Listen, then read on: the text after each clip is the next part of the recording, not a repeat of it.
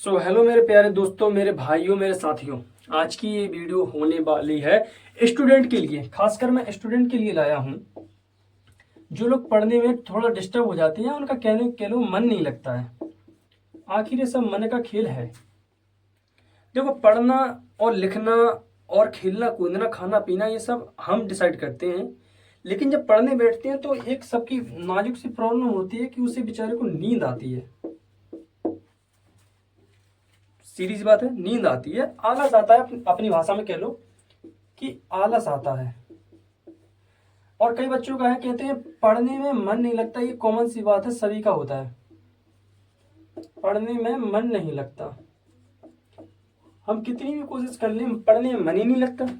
पढ़ने बैठते हैं तो आलस आता है, आलस आती है तो नींद आ जाती है। हम पता ही नहीं चलता पढ़ते पढ़ते कब सो जाते हैं। ये कुछ बेसिक सी प्रॉब्लम्स हैं जो हर एक स्टूडेंट फेस करता है। सबसे बड़ी प्रॉब्लम्स जो स्टूडेंट लाइफ सब फेस करते हैं, घर का दबाव जो पड़ता है उसे भी फेस करना होता है। रिश्तेदारों को भी छोड़ो मत, उन्हें भी पटक लो इसी में, क्योंकि सबसे बड़ी परेशानी तो वही क्रिएट करते हैं। और इसमें सबसे बड़ा जो भूमिका निभाता है वो होता है हमारा पड़ोसी खचरा नींदर। ये दोनों तो बहुत ही हमारे घर वालों पर ऐसे चढ़े रहते हैं कि बेटा तेरा तेरा बेटा जो बनेगा वही हमारा बेटा बनेगा। ऐसी भूमिका होती है कुछ इन दोनों की। सही कह रहा हूं मैं? हाँ। तो अब कहते हैं कि पढ़ने में मन नहीं लगता है। कुछ धीरे धीरे इन्हीं कुछ 3 चीजों पर हम लोग बात कर लेते हैं। कुछ बेसिक सी बात नहीं है ये, आप अपने ऊपर मत ले लेना कि यार कि मतलब ये सब हमारे साथ भी होता है। सभी के साथ होता है और सब स्टूडेंट लाइफ में फेस करते हैं। अगर देखो, तुम्हें अगर मैं कह लूँ कि फालतू का मोटिवेशनल दूं, ये कह दूं कि तुम्हें अपने पिताजी की मेहनत नहीं दिखती है, उनके पैर की छाले नहीं दिखती हैं, माँ बर्तन मांजने जाती है, पिताजी दिन भर मेहनत करते हैं, 300 रुपये का तसला डालते हैं, 300 रुपये दिहाड़ी मजदूरी करते हैं। अगर मैं ये सब कहूँ, ये सब आपने पहले से ही सुन रखा होगा, सीधी सी बात है।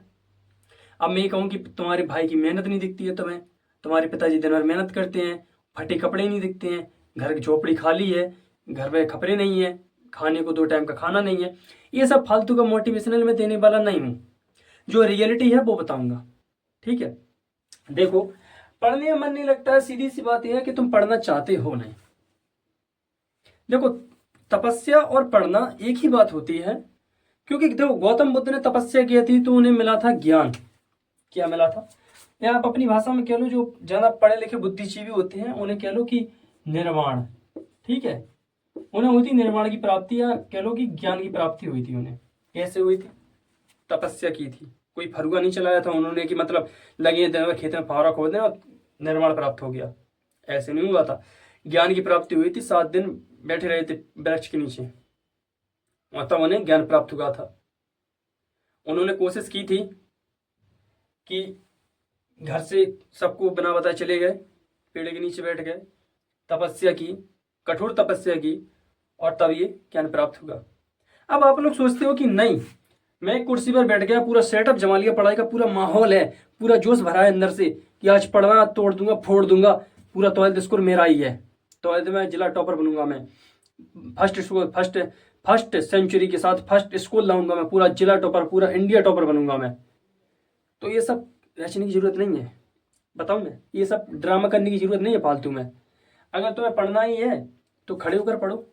नींद आ रही है तो एक पाँव खड़े होकर पढ़ो, एक पाँव खड़ा कर लो फिर पढ़ो। आलस आ रहा है, आंखों में बाल्टी रख लो बगल में, मुंह डुबो लो उसमें, आलस भाग जाएगा। नींद आ रही है, एक पाँव पर खड़े होकर पढ़ो। उपाय है, तपस्या है, करना है तो करो। तपस्या है भाई।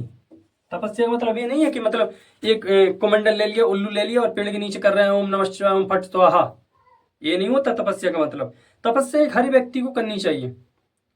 जैसे कि मान लो तुम्हारे पिताजी कर रहे हैं, तुम्हारा पिता। अब तुम लोग कहोगे मेरा पिता क्या तपस्या कर रहा है, वो तो जाता है दिहाड़ी मजदूरी करके भाग आता है, घर चलाता है। क्या ये तपस्या है?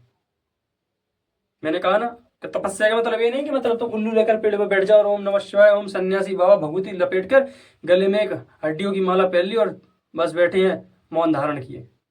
वो नहीं है तपस्या का मतलब। तपस्या का मतलब है अपने काम के प्रति समर्पण भाव से लग जाना। जैसे कि तुम्हारे पिताजी लग जाते हैं, तुम्हारी माँ लग जाती है। माँ 4 बजे उठती है, खाना बनाती है सभी लोगों के लिए, बर्तन धोती है, कपड़े धोती है, सभी को सब कर कर दे देती है। उसने अपना कर्तव्य कर दिया, ठीक है, कर्तव्य कर दिया। पिताजी का काम क्या है? सुबह उठे, काम किया, काम पर चले गए, शाम को आए, जो इनकम होती है परिवार वालों को दे देते हैं, खर्च का जो राशन होता है वो लाते हैं, तुम्हारी फीस भर देते हैं, तुम्हारी जो जरूरत का सामान होता है वो ला कर देते हैं, वो अपना कर्तव्य कर देती हैं। उनके लिए यही तपस्या है। अब तुम्हारी तपस्या क्या है? तुम्हारी तपस्या है मन लगाकर पढ़ाई करना, जो कि तुमसे हो नहीं रही है। सीधी सी बात है, जो कि तुमसे हो नहीं रही है। अब ना होने का रीजन भी जान लो। ना होने का रीजन है सबसे बड़ा तुम्हारा है मोबाइल, जो कि तुम अभी के टाइम पर बहुत यूज कर रहे हो। और इसमें मैं डाल लेता हूँ, तुम्हारी पर्सनल चीज है लेकिन मैं डाल ही लेता हूँ, क्या करूँ, मजबूरी है। तुम्हारी girlfriend, girlfriend, mobile, girlfriend, mobile, girlfriend, माता पिता भाड़ में गए, ठीक है, उनकी मेहनत भी भाड़ में गई। मोबाइल, गर्लफ्रेंड, मोबाइल में डाटा है, तब तक मोबाइल चलेगा जब तक मोबाइल का डाटा खत्म नहीं हो जाता।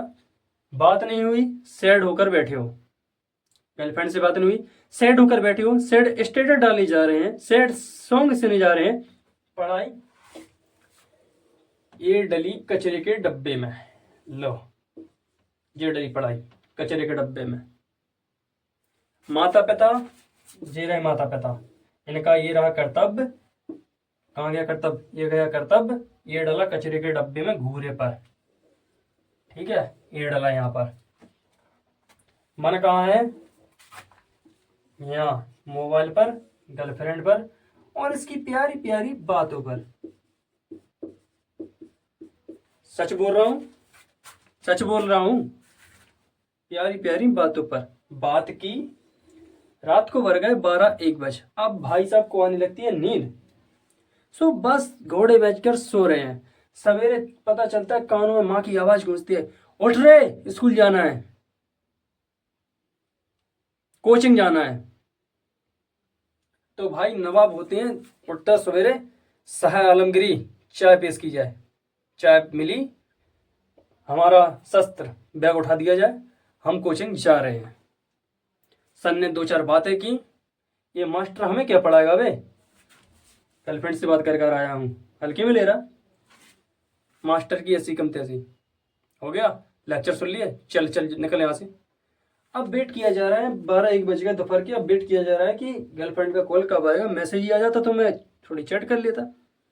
मन पूरा वहीं पर है, सबसे बड़ी रुकावट है तुम्हारा मोबाइल, गर्लफ्रेंड। बात आ गई, समझ में आ गया कि मन यहाँ है, यहाँ के बदले तुम्हें पढ़ाई करनी ही है तो खड़े होकर करो। नींद आ रही है, थक गए हो तो एक पांव पर खड़े होकर करो। अगर खड़े खड़े तुम्हें लग रहा है कि थक गया हूं मैं, तो बैठ कर करो, नीचे बैठो, कुर्सी पर मत, नहीं नीचे बैठो। अगर तुम्हें लग रहा है नीचे बैठकर भी नींद आ रही है, खड़े हो जाओ, दीवार से टिक जाओ, एक पैर दीवार पर टिकाओ, फिर खड़े होकर पढ़ो। खड़े हो बैठो, खड़े हो बैठो, बिस्तर पर नजर नहीं जानी चाहिए। आलस आ रहा है, आलस कभी नहीं आएगा जब खड़े होगे। नींद आ रही है, बाल्टी रख लो मुंह में, एक डुबकी ली, बस तब ये झन हो गया, हो गया पढ़ाई का सोल्यूशन। अब समझ में आ गया पढ़ाई में मन क्यों नहीं लग रहा है। और थोड़ा इन पर भी तरस कर लिया करो, बेचारे गैर मतलब के तुम्हारी लाइफ के पीछे पड़े रहते हैं, इन्हें कुछ नहीं लेना तुमसे। तुम्हें ये लगते हैं कि बोझ है यार, निकाल देंगे किसी दिन हम इसे घर से, बोझ को लादे फिर रहे हैं हम। तुम लोग ये सोचते हो, ये सोचते हैं कि भाई तुम कहीं पर सक्सेस हो, लाइफ अच्छी बेहतर बना लो और अपनी फैमिली तैयार कर लो, अपने पैरों पर खड़े हो जाओ। इनका यही मतलब है, इन्हें तुमसे कुछ लेना देना नहीं होता है। बेटा एक बात याद रखना, जो तुम्हें छोटे से बड़ा तक कर सकता है, तुम्हारी शादी तक करवा सकता है, उसके पास संपत्ति की कमी नहीं होगी।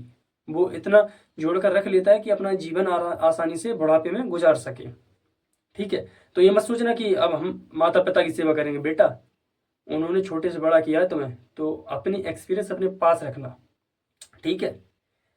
तो अब समझ में आ गया। पढ़ोगे, पढ़ोगे तो कमेंट कर देना, नहीं पढ़ोगे तो बस करते रहो मोहतरमा से बात, ठीक है।